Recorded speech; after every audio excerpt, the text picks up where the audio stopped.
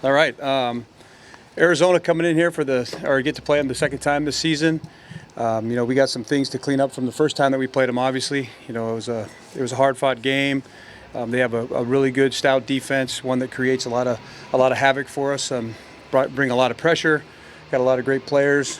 One guy to mention, Calais Campbell. I think he's playing about as well as anybody's playing right now.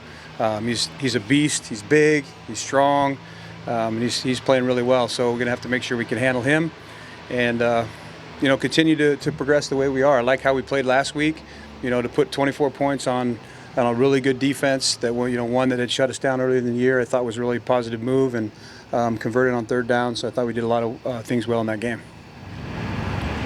Darrell, I guess just what are your takeaways or impressions from the situation last Thursday with Richard and questions the play call? What are my takeaways? Well, I'm glad that Richard, sought me out on Monday, and he came up and we had a really good conversation. I'm comfortable with the conversation that we had. He's not the first person ever to question a play call, and but I guess it is what it is, really. Is it disruptive when it's coming from somebody on the team, specifically from somebody on the opposite side of the ball? Well, I wouldn't say it's something that's disruptive at the moment. That's something that can affect me. We do a great job. Our coaching staff on offense, we do a great job during the week of preparing. We have a game plan going in that we're trying to execute and that we've practiced all week. And when we've sat in the comfort of our workstations up here, and we've broken down every detail about the defense that we're going to play and the tendencies that they have and how we want to attack it.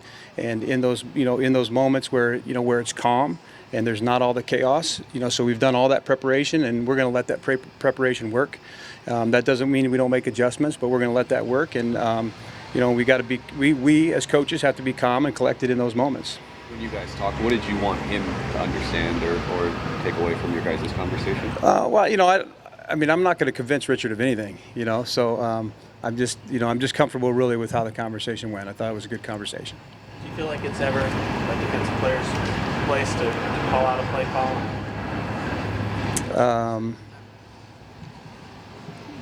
No, I don't. Were you able to communicate that to him? I know he said he had no regrets and didn't really apologize.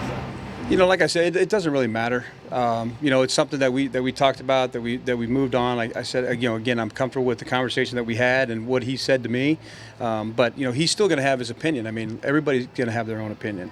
And you could sit there and try to convince him and show this, show that. But I mean, it's not going to serve a good purpose. So we got to a good place. I love him. I think he's a heck of a player. I love that he's on our defense. I love the competitive nature that he has, the fire that he has, because it doesn't only fire up the defense, but it fires up our offensive guys. When you watch guys that care that much and that compete that hard, so I think those are all positive things. I know Coach talked about being able to control that, and that's something that I'm sure that he's working on. Bobby, you brought up the Super Bowl play at all? Or?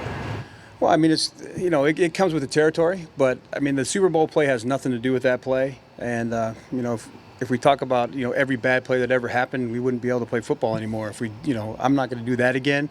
Well, there's been fumbles on the 1 yard line, there's been interceptions on the 1 yard line, there's been goal line stands, there's been touchdowns, throwing and running. And if you say every bad one, you wouldn't be able to run any place. So I'm not worried about that. I'm worried about our preparation, how our guys handle it, how confident they are with what we're trying to run. And I'm confident in all our players in the positions that we put them in, and I don't have those thoughts in the back of my mind that something bad is going to happen. I know that they're going to go out and execute. They're going to give it, their all, and they're confident in the plan as well.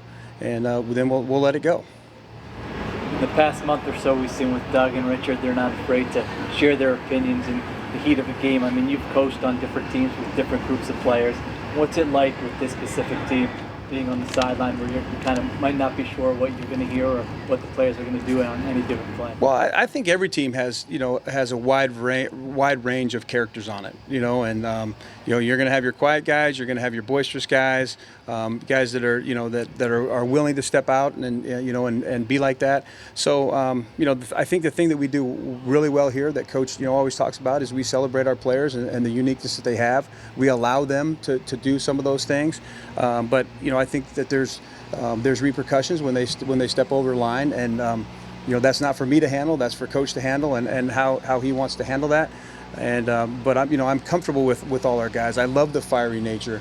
I mean, there's no one that I respect more than Doug Baldwin, on the offense, and how he prepares and how important it is to him.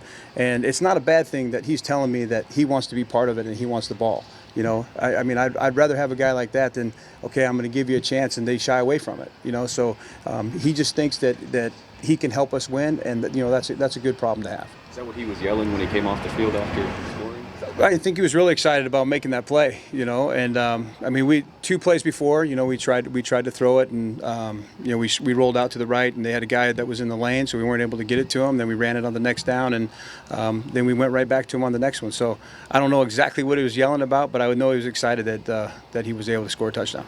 Knowing the scrutiny that would come if there ever was another interception on the one, does that ever? It's human nature to hesitate a little bit in the situation, knowing that it comes to it. But do you think that would ever affect you, or just even make you stop for a second? Well, I mean, we like every experience that we go through. We learn, we grow, we get scarred from it. And I know when we were playing New England, I was getting asked these questions. And that's. It doesn't leave you. I mean, what happened in the Super Bowl doesn't leave us. It's a scar. It's kind of what I said, but we move on, and that's some of those things that can help to make us stronger. And I'm not going to question anything that I'm calling, because I know the preparation that I've put in. I know the preparation that our coaching staff has put in. And like I said, I trust our players, and I know that they're going to go out there and be able to execute it. I'm not going to ask them to do something that I don't think they can do. And I'm going to try to put them in the best situations to be successful, and and I'm going to trust them when we do that, just as we did on the 1 yard line, and then we ran it, and then we threw it again, and we scored a touchdown, and that's what we're trying to do. We're trying to do what's best for the team. We're trying to put the ball in the end zone any way that we can. Richard just said he thought you were confused about what was happening right at that moment. Were you? Confused? You have to define what you mean by that. I would ask Richard on that, but he just said that when he began talking to you, he said he thought you were confused about what was going on. Confused about what he was saying, confused about where we were, or what? I don't know. Yeah, when he was yelling on the sideline. Yeah, I had no idea what was going on with Richard at the beginning. So I mean, he was way down there, and I was down here, and we finished the drive. We scored a touchdown, and then I started walking back to where I go talk to Russell, and I caught eye contact with him. He was coming my way, so that's when we started to have the conversation. I had no idea what was going on. It's hard to hear. I couldn't even make out what he was saying, but I could tell he was animated. How would you play Doug? The touchdown we played Doug May, just his ability to get off front of scrimmage and get separation with his footwork. How rare is that? Yeah, I mean he's phenomenal at it. I mean, he's really impressive. That's why he's a slot receiver, and probably one of the best slot receivers in the league, because of his ability to to make a type of move like that, or to gain separation at the top of routes. And that's why we count on him so much down there, or we count on him so much on third down. And it's a special talent that he has. Is that why, you think of red zone guys a lot as some big targets, that he's been really good in the red zone the last couple of years? Is that kind of why Yeah, obviously it depends on how they're going to try to play you, and what coverages and those type of things. But you don't always have to be big. I mean, obviously his ability to make those type of moves really gives him, kind of can set him apart. How would you assess where the offense is now versus when you played Arizona 2 months ago? I mean, each week is a new week, and it brings about new challenges, and we're continuing to try to get better in every way. The last 3 weeks, our third down conversions have kind of come up. That's been a focus that we've talked about. Our run game's come up, and then last week we didn't run the ball very well. So it's just continually trying to improve each and every area and try to become as consistent as we can offensively. Darrell, is Tyler Lockett 100% back physically now? Well, I would think so. I mean, he played great. I mean, he's been playing great for us, and he got a lot more targets in that game. It just ended up how it happened, and he's playing great. I mean, I don't see any signs that the knees bother him at all. Were there things that you couldn't do offensively during the time that he was hindered? Well, I mean, there's definitely things that he couldn't do. Yeah, for sure. And with him not being able to be a part of our offense, then there was things that we couldn't do, for him. So he wasn't there, and he was his skills were diminished a little bit at that point. So we just had to, it's no different than any other player, no different than we were trying to, to help Russell along when he was injured, and each and every position that's happened to. It seemed like you got him more snaps last week. What was it about wanting to get him involved a little bit more? What were you hoping to get out of that? Curtis, I think we were, exactly what happened. I mean, we were trying to get him more opportunities. He's come up big in big moments for us. He's made plays for us. He's gained separation for us. He's making the catches. He's got run after the catch. So just trying to be able to get him more opportunities to get the ball in his hands. You guys claimed J.D. McKissick off waivers today. I don't know. It was a receiver. It's listed as a running back. You know how you plan to use him? I know that's what happened, and I know that's what we're planning on. But that's about as far as I know at this moment. Anything else, guys? Thanks. Thanks. Thank you.